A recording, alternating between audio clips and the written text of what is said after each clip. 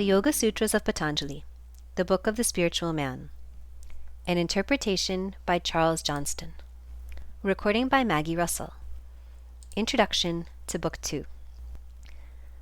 The first book of Patanjali's Yoga Sutras is called the Book of Spiritual Consciousness. The second book, which we now begin, is the Book of the Means of Soul Growth. And we must remember that soul growth here means the growth of the realization of the spiritual man, or, to put the matter more briefly, the growth of the spiritual man and the disentangling of the spiritual man from the wrappings, the veils, the disguises laid upon him by the mind and the psychical nature, wherein he is enmeshed, like a bird caught in a net.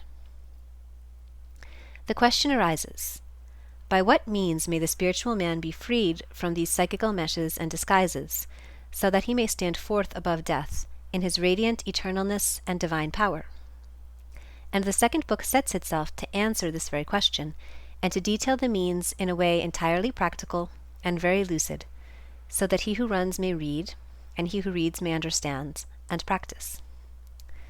The second part of the second book is concerned with practical spiritual training, that is, with the earlier practical training of the spiritual man. The most striking thing in it is the emphasis laid on the commandments, which are precisely those of the latter part of the Decalogue, together with obedience to the Master. Our day and generation is far too prone to fancy that there can be mystical life and growth on some other foundation, on the foundation, for example, of intellectual curiosity or psychical selfishness.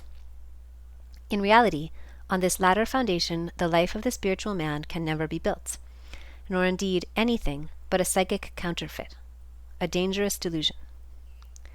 Therefore Patanjali, like every great spiritual teacher, meets the question, "What must I do to be saved?" with the age-old answer, "Keep the commandments." Only after the disciple can say, "These have I kept," can there be the further and finer teaching of the spiritual rules. It is therefore vital for us to realize that the yoga system, like every true system of spiritual teaching, rests on this broad and firm foundation of honesty, truth, cleanness, obedience. Without these, there is no salvation, and he who practices these, even though ignorant of spiritual things, is laying up treasure against the time to come. End of introduction to Book 2 of the Yoga Sutras of Patanjali, the Book of the Spiritual Man, an interpretation by Charles Johnston.